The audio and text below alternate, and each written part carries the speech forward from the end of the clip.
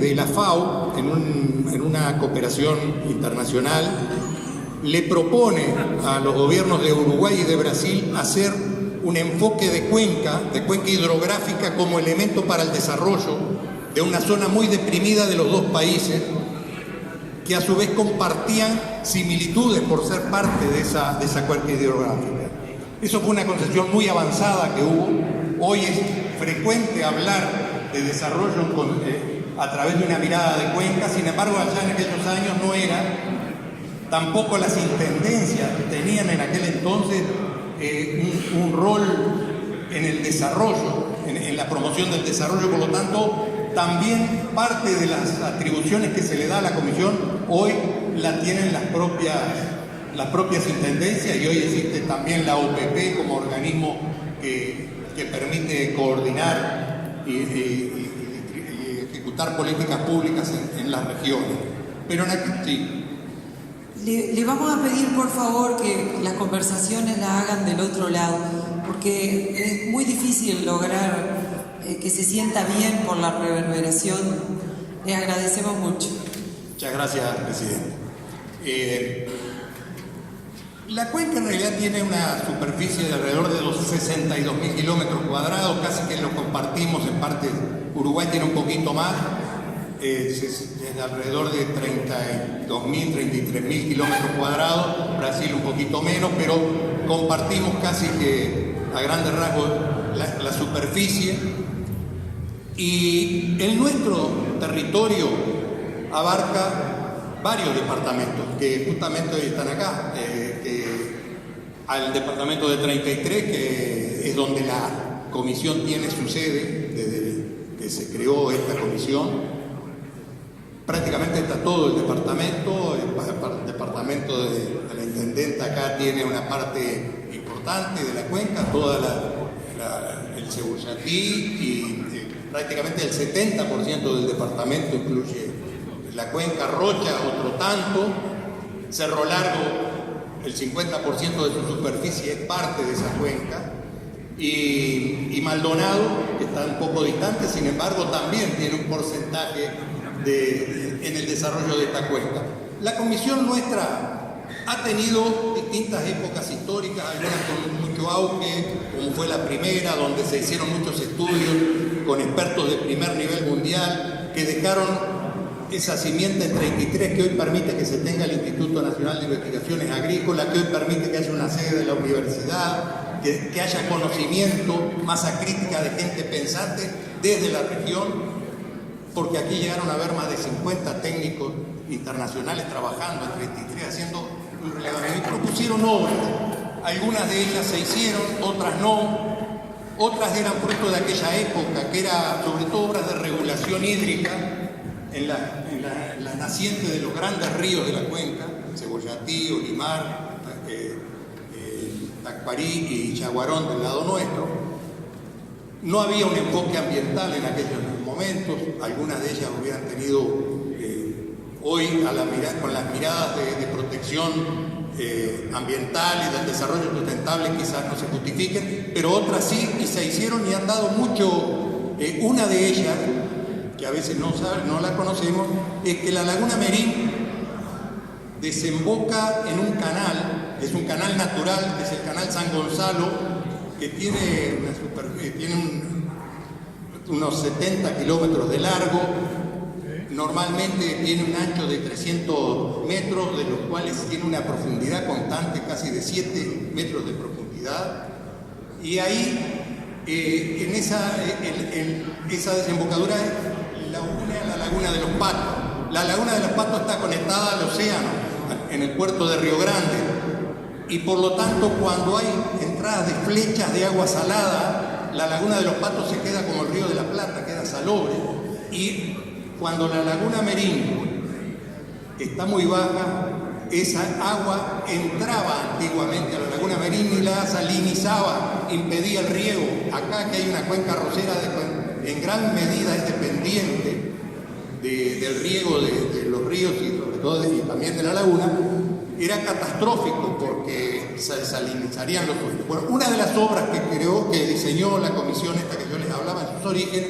es una represa en el canal San Gonzalo que permite que cuando se va a invertir las corrientes de agua desde la laguna de los Patos a Lamerín, se cierran esas compuertas y se protege. Este año, casualmente, desde el mes de febrero hasta junio, estuvo cerrada porque estaba la laguna Merín en niveles muy bajos y hubiera entrado el agua salada. A su vez, quienes hicieron esa obra en los años 70 tuvieron la visión de crear una esclusa, que es lo que hoy nos permite pensar en una hidrovía y que fue lo que permitió que los gobiernos de Uruguay y Brasil aprobaran un acuerdo y que fuera posteriormente ratificado por los parlamentos de ambos países. Por lo tanto, es una ley de la creación de la hidrovía Uruguay-Brasil, tema que es uno de los que estamos trabajando fuertemente con las dificultades que ustedes comprenderán en el relacionamiento con nuestros vecinos. Se venía avanzando muy bien en los últimos años, esto ha quedado un poco congelado, no obstante, se sigue trabajando en el tema. Y el otro tema, y termino, es los temas de preservar el recurso, la calidad de los recursos del agua de la laguna y del agua de los ríos de la cuenca. Yo les decía que ahora cada vez más se hace necesario la producción sustentable y entramos a ver que la acción del hombre, que la necesitamos también cada vez más porque precisamos producir más. La cuenca, que tradicionalmente era de una ganadería extensiva, se fue transformando a lo largo de los años en una zona arrocera, en la principal zona arrocera del país, pero también se incrementó la ganadería, se intensificó y se creó una gran zona forestal en la parte alta de la cuenca, donde hoy hay más de 300.000 hectáreas plantadas. Todo eso genera alteraciones y bueno, tenemos que conocer la calidad del agua, proteger la calidad del agua, de los suelos. Para eso estamos trabajando junto con Brasil y ahora tenemos la oportunidad de hacer un acuerdo con la Unión Europea que nos proveerá de técnicos, sobre todo de un experto en el manejo de cuencas integradas, que es uno de los objetivos fundamentales de este proyecto que le estamos pidiendo al Congreso de Intendentes que nos cooperen en la articulación del mismo con la Unión Europea. Le pediría aquí a Daniel Betancourt que brevemente les explique lo del convenio. Bueno, buenos días a todos. Vamos a hacer una ligera y rápida referencia a cómo ha venido esto procesándose a lo largo del tiempo. Estamos hablando de políticas públicas que se mantienen por lo menos en estos dos periodos de gobierno, en la cual hay una coordinación de los actores subnacionales, los organismos binacionales que existen, como es el caso de la Comisión de la Laguna Merín, y el trabajo compartido, donde lo transfronterizo pasa a tener una prioridad frente a la visión exclusiva en las zonas de fronteras de llegar a pensar el desarrollo hasta el límite del país. Esta prioridad de pensarse en forma transfronteriza es obra, si se quiere, de una necesidad histórica. Cuando hablamos de las cuencas, no podemos pensar de que el desarrollo de las cuencas se hace solamente con una política nacional. Se necesita indispensablemente tener una coordinación estratégica y compartir la visión de desarrollo con los países vecinos. Estamos hablando de tres grandes cuencas: la cuenca del río Uruguay, que la pudimos dividir en la cuenca del Bajo Uruguay, el Medio Uruguay y el Alto Uruguay, que nos excede, pero que nos marca en todo, hasta los problemas en primer lugar, porque la contaminación del río es un hecho que viene desde el norte, ¿verdad? Y una parte muy importante que tiene que ver con la contaminación desde las ciudades viene de la zona de Argentina y Brasil, del Alto Uruguay, y baja y la recibimos, y no tenemos organismos conjuntos con los cuales prever y tener políticas, digamos, de carácter tripartito.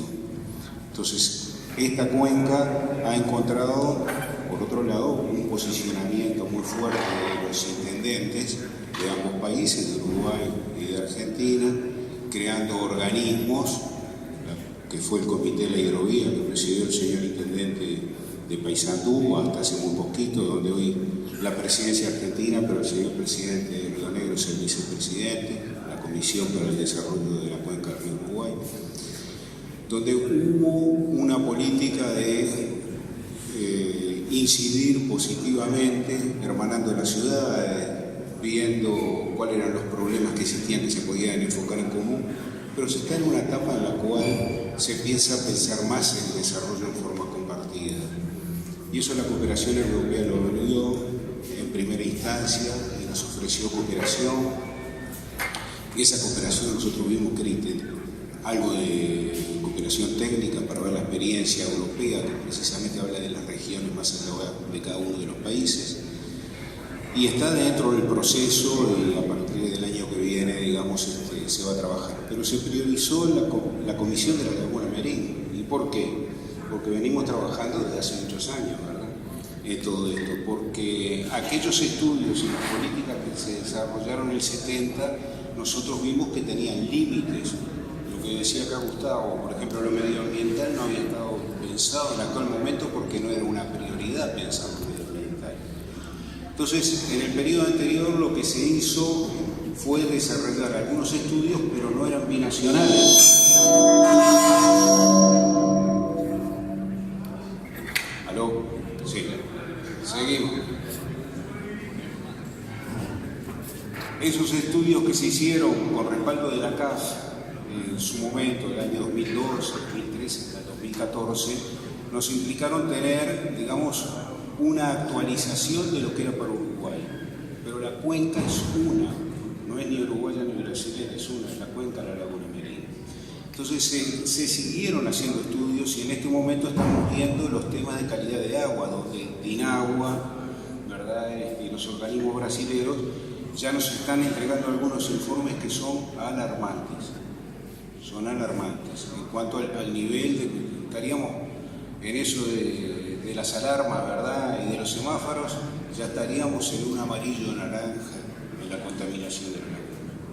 Entonces, con esa preocupación, nosotros dijimos, vamos a priorizar a la Laguna Merín, que tiene una comisión, que está la agencia de la Laguna Merín del lado brasilero, que está en pelotas, que están coordinando activamente y empecemos estos estudios de actualización y tengamos una hoja de ruta, por lo menos para 2 años, en las cuales trabajemos en forma coordinada. En síntesis es eso, estamos actualizando estudios, estamos determinando con equipos técnicos compartidos de Uruguay, de la Comisión y de Brasil, de la Agencia Laguna Merín, con la cooperación europea que nos va a mostrar en un espejo lo que es factible hacer e integrar a futuro también cooperación según la hoja de ruta.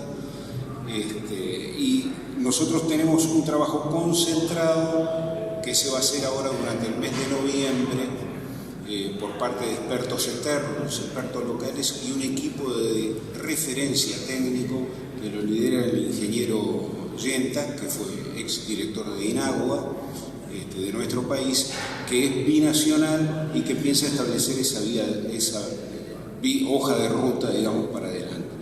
De cualquier manera, específicamente cómo va a ser el trabajo, yo le voy a pasar la palabra al ingeniero para que nos comente. Bueno, muchas gracias por recibirnos. Yo quiero solo complementar aspectos que fundamentalmente van a lo que marcaba el presidente de la delegación uruguaya en la Comisión de la Laguna Merín al referirse que en los años 60 se estaba hablando de cuenca. Y obviamente en términos físicos, hidrológicos, hacía ya algunas décadas que se hablaba, pero en términos de organización de cuencas binacionales, como en este caso, eran pocos los antecedentes y de estudios que había pocos precedentes en eso, más bien eran casi en simultáneo. Yo recuerdo cuando estudiaba sobre fines de los 60 sobre estos temas, la gran referencia en la literatura era la cuenca del río Mekong, digamos. Pero estamos viendo de proyectos que se hicieron entre el año 65 y el año 75, totalmente en simultáneo con el proyecto que se hacía acá en la cuenca de la Laguna Merín, para dar una idea de lo avanzado que había sido esa iniciativa, en este caso desarrollado